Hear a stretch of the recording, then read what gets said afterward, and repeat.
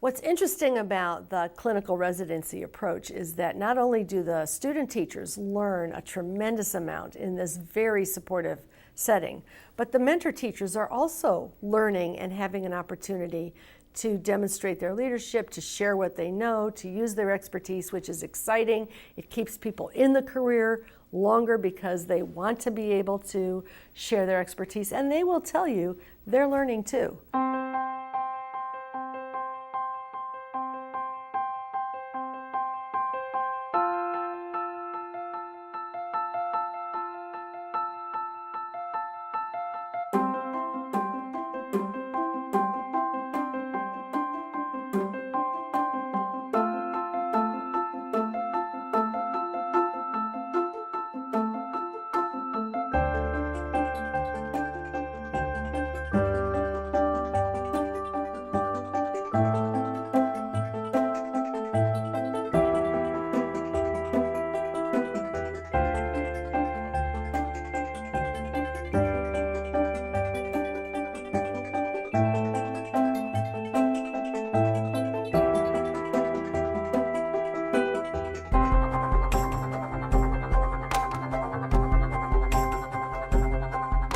Hello, I'm Anna Marie Francois, Director of UCLA Center X. In this episode of Impact, Preparing Effective Teachers for Urban Schools, we see how we can keep our most accomplished teachers in the classroom and acknowledge the exceptional value they bring to educating students and pre-service teachers. I became a mentor teacher first and foremost because I just love the aspect providing mentorship for younger teachers.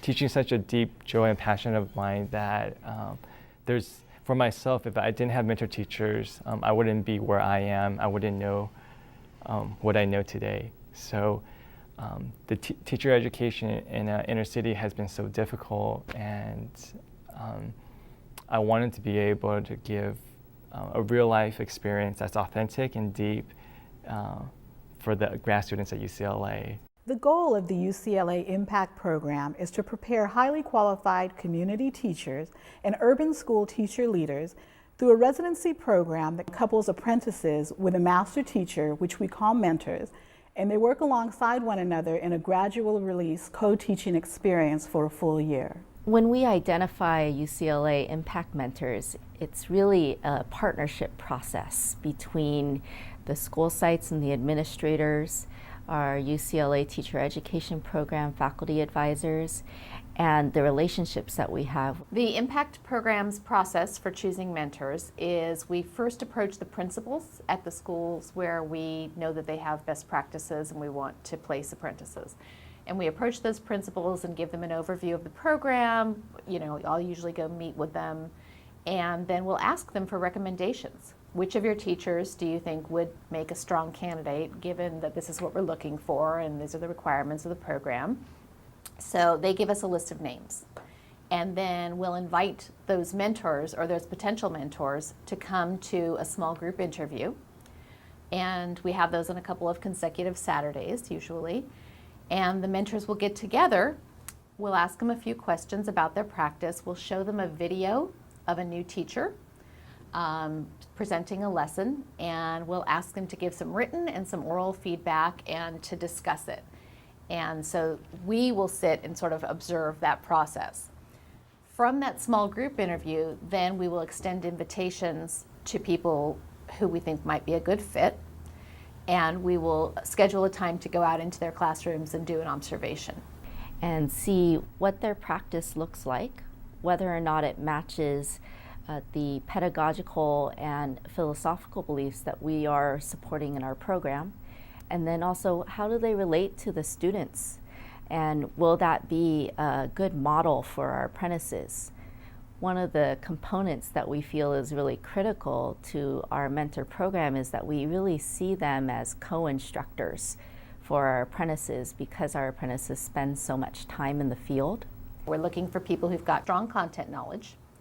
We're also looking for people who have demonstrated ability to work with other adults in their classroom. And we want someone who's open. We want someone who has good communication skills. The role of the mentor teacher is primarily to build strong professional relationships with the apprentice teacher, but also to make their practice and their decision making explicit to a novice teacher. Okay, so let's brainstorm a little bit, like what we want to do for structure there to help the students with the editing process. And I can fill you in on some of the things that were really like crazy for the letter of intent, the things that they struggled with the most when I was reading. Okay. And they're actually related to this, so that's probably why we saw the same mistake there and what they're struggling with on the research paper. So one of the things about teaching that many people don't understand is that you are making instructional decisions literally every single minute you are in the classroom. And for accomplished teachers, that practice is so innate, it's so automatic that in a traditional student teaching environment, mentor teachers don't stop and say, the reason I did this is because of this. The reason I responded to Jeannie this way as opposed to responding this way is because this is what I know about Jeannie. Whenever you get to work with another adult, you have to get to know that person and you have to know how to talk to them. And that's what the Impact program has taught me, how to interact with that person and get that and give that feedback in a positive way. I like when you did the I see things that you made the chart. I spy things the I with Spy my charts? eyes. Yeah, and it kind of helped them. I feel like it helped them categorize because we did one chart, I Spy in the classroom, so they were Yes. able to see what's around them, and then I had them envision like what they see at home. So we did a separate chart on what's in their house, and they were able to give answers like, oh, there's a couch, mommy, daddy, and kind of find the differences of what was at home and what was in the classroom. So I like that part about it. Yeah, that part was great too, because when you were doing the print, they can see that their words have a meaning, on the print area. So that's great. Being a UCLA Impact Mentor has really challenged my ability as an educator because we need to be explicit. Why do I do what I do? How do I do what I do? And I think that has challenged me. There are a lot of things I do in my class because it's my personality. This is who I am. But how do I clearly and effectively explain that to another human being in case they want to replicate that? Or what if it doesn't work for their personality? I think you were doing a better job at staying on script, and I wasn't. Okay. I was just ready to, because they were ready to participate with us, and I didn't do a very good job of, we're doing this. When you are a mentor, you get the opportunity to kind of see yourself. Sometimes I'll see Miss Vega teaching and she'll do something and I know that she did that because I have modeled that. Ooh, okay, I need to make sure that we talk about that. On the same token, she'll do something that I know that I've modeled for her, and then the students respond to it so well. I'm like, yes, that's what we want, that the apprentices can go back and reflect, and then I know I've taken a part of that. That's what novice teachers need. That's what apprentice teachers need. They need for accomplished teachers to make their thinking explicit. They need to be open to the questions that novice teachers would have and to really be vulnerable in their classrooms, to let a novice teacher in full confidence take over the classroom and teach the children that they've been charged with. Ms. Brinkman's been really just instrumental in my development as a teacher. Her willingness to give over her classrooms to me. I've heard just from other people in other programs that they felt like they're a guest in someone else's classroom, but I never felt that way here. From the very beginning, I was here with her before school started, and I helped her decorate the classroom. So it was our classroom. Everything was ours. And she always made that, and I even asked her once, I was like, were you very intentional about that? Because I felt welcome from day one. And she's like, actually I was. Like, she had an apprentice last year, and so she herself kind of reflected on what would make me feel more like a teacher, and she did a great job at that. Mentor teachers really need to have a heart for supporting new teachers as a service to the profession, as well as a service to their colleagues. I think they need to be really in tune to their own practice, what it is they do and why they do it, and be able to share that with an apprentice teacher, to be able to share their classroom openly with an apprentice teacher, but also to be there in case the apprentice teacher falters, to be their cheerleader, to support them, to hold them up when they don't think, when the apprentice teacher thinks that they cannot teach one more second, for the mentor teacher to come not behind them and correct for them, but to encourage them to move forward and to give them ideas on how they can be successful. I work with mentors, both informal and formally. I think communication is the most important, and there are some formal ways that we as faculty advisors maintain communication with the mentor teachers. One is we ask mentor teachers to fill out an evaluative or developmental form every month. That kind of communicates to us what our apprentices' needs are. Another formal communication is we have a mathematics observation, classroom observation rubric that they fill out, and that also provides formative feedback to me about what my students' needs are. And on top of the formal communication, we have a lot of informal communication. So I would say probably 2 to 3 days a week I am in the field, meaning I'm visiting classrooms, I'm observing my apprentices teach, I'm having informal conversations with the mentors about their progress. So usually in those conversations I get a really good idea of what both my apprentices, what their needs are, and what the mentors' needs are. One of the things that we've learned from this program is how much the program has benefited the mentor teachers. So when we started, we were really focused on, okay, what does the educational program look like for a pre-service teacher, a teacher who's just learning to teach? But what we've also found in the 4 years that we've been doing the UCLA Impact program is how much the mentor teachers have grown and learned from their apprentices, from the experience of being a mentor, from the experience of teaching others. And so it's been really wonderful to see those mentor teachers have to think about their own thinking and think about their own teaching, and then being able to share that with other people. And that's been such a great learning for them. Being a mentor in the program itself has been a wonderful experience because I've learned so many new things just as part of continuing professional development. I've also continued at this point starting my national board certification. So really just being reflective of my own practice and being side by side with somebody while they're also going through that process really keeps your mind working. So you're not caught up in the day-to-day planning and whatnots of a classroom, but you're really getting to stop and think about your own practice. And professional development should be something that's ongoing, whether you've been teaching 5 years or 40 years, it really needs to be something so that you constantly learn new ideas and bring new ideas to the classroom. And working with the apprentice has been great because she brings a breath of fresh air, all these new ideas that she's shared with her cohort, and those get to come into my classroom. So it's been really great for me and for my students. The dynamic of my relationship with my apprentice teachers has really affected the way that I work with my students.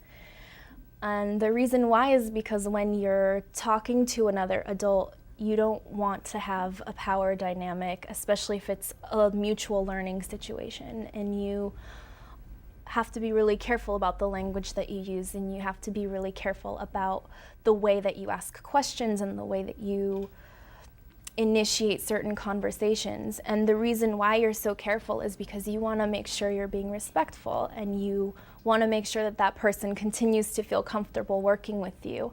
And those are things that we forget sometimes when we're working with young people because of the power dynamic that's pre-established by the institution. And that positive interaction and that being really careful to preserve the relationship along with the productivity of the relationship is a huge thing I learned that's, I think, improved the way I interact with my students a lot.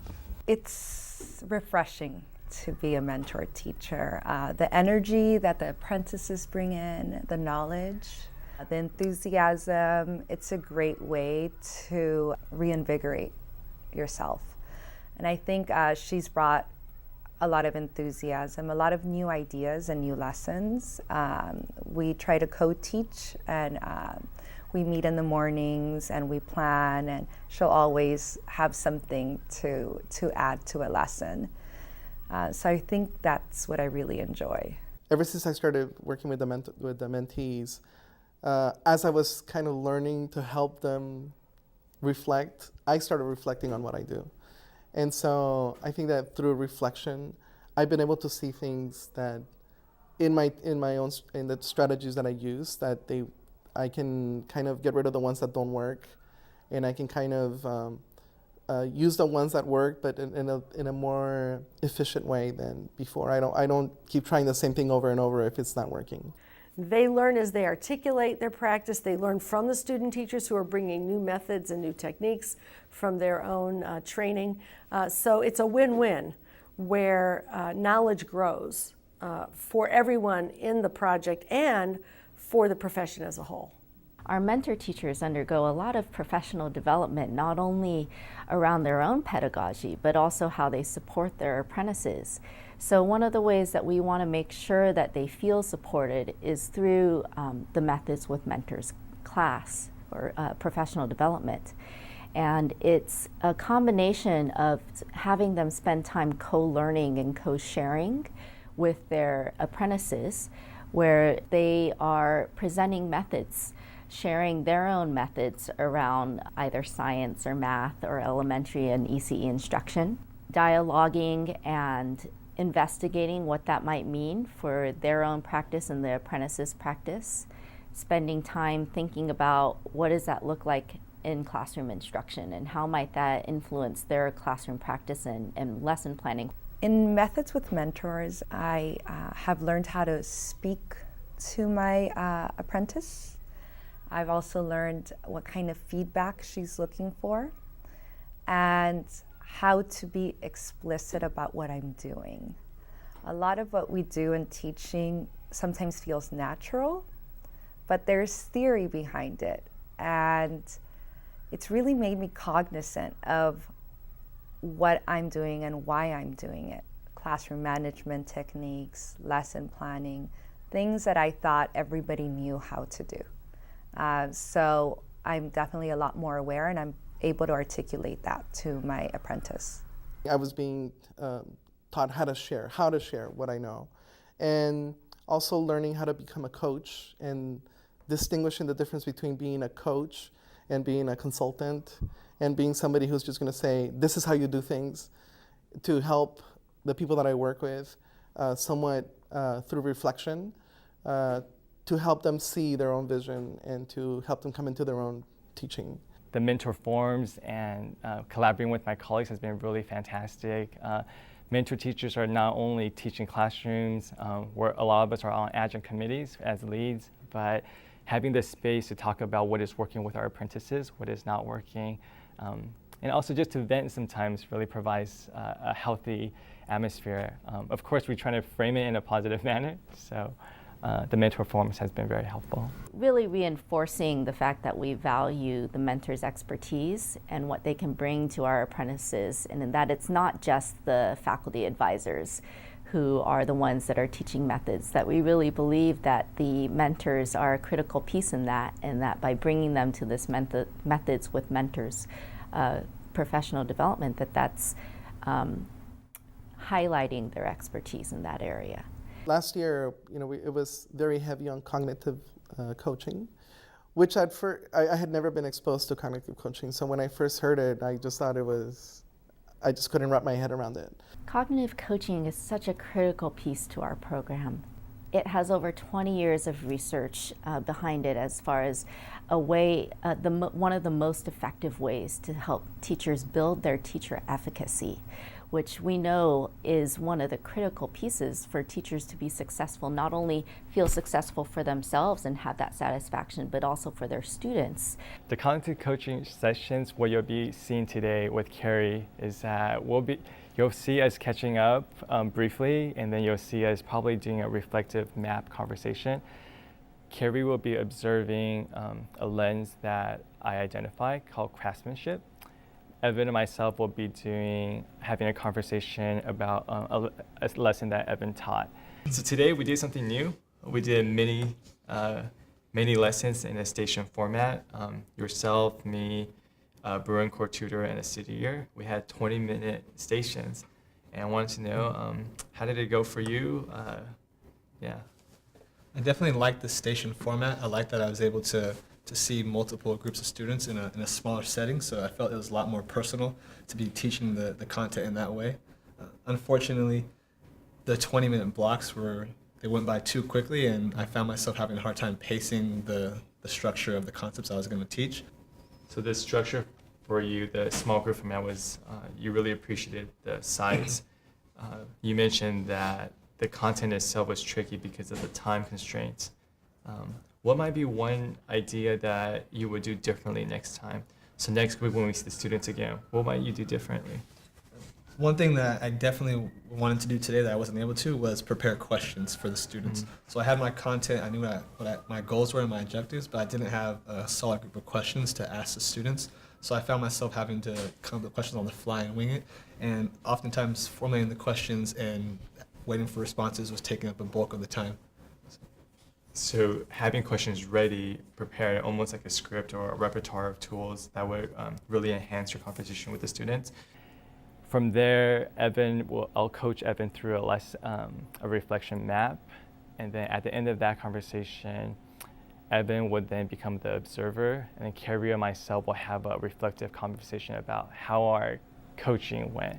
So Andre, you just had your reflecting conversation with Evan, and we're going to reflect on that coaching process now. Okay. So how did you think it went?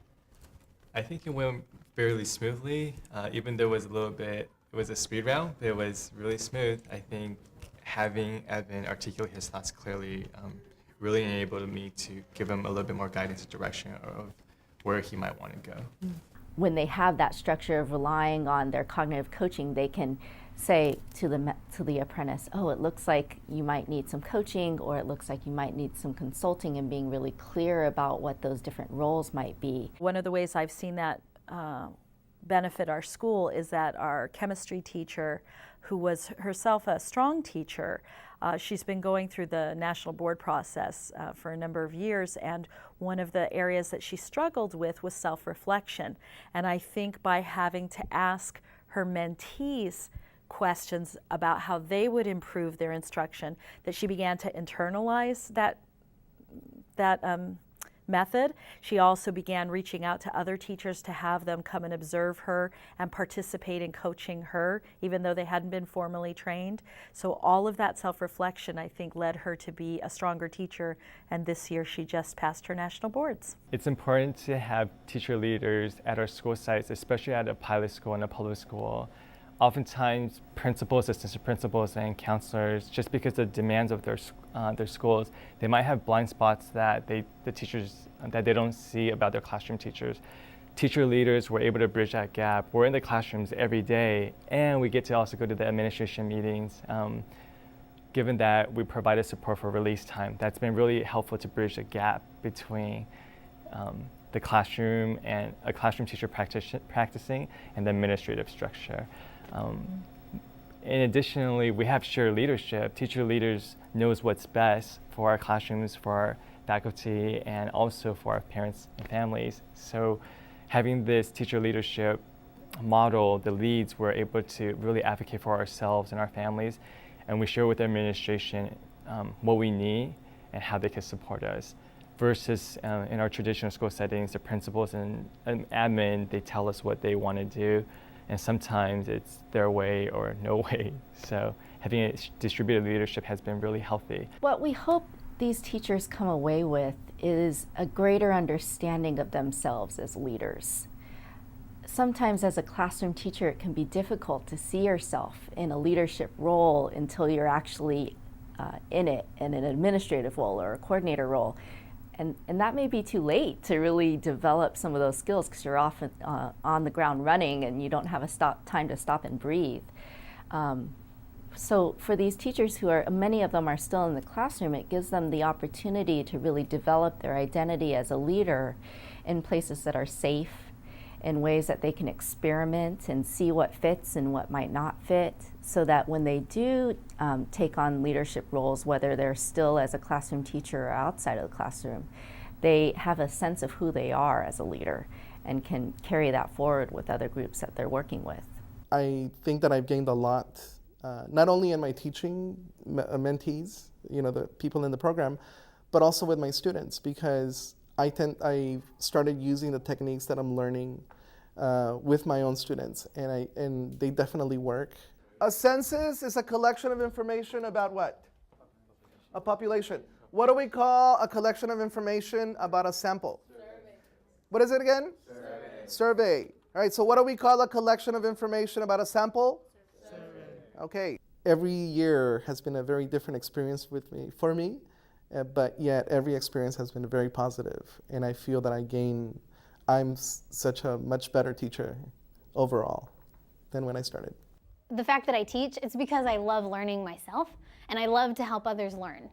And this is a great setting because I'm doing essentially one-on-one tutoring. I get to share my craft and what I do, and I'm passionate about it. So I get to share that passion with another human being that is also passionate about it.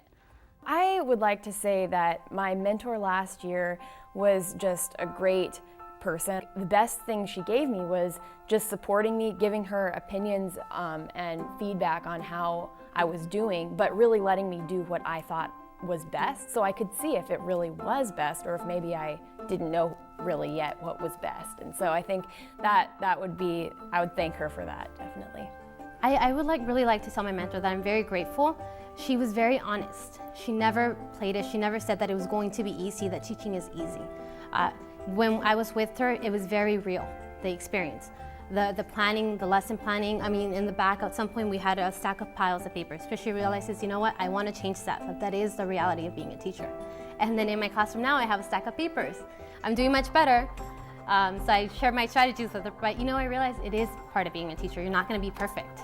And so I really want to thank her for just being real and showing me an experience of what I really would be. So I think that's what prepared me.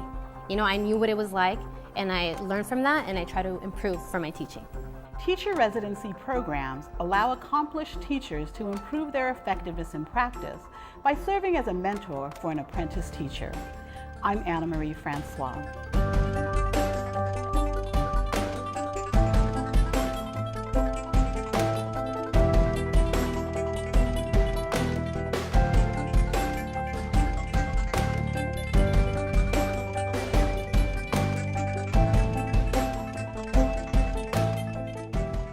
Next time on Impact, we explore the value of data in improving student achievement and how we use Impact program data to measure and improve the quality of the UCLA teacher education program.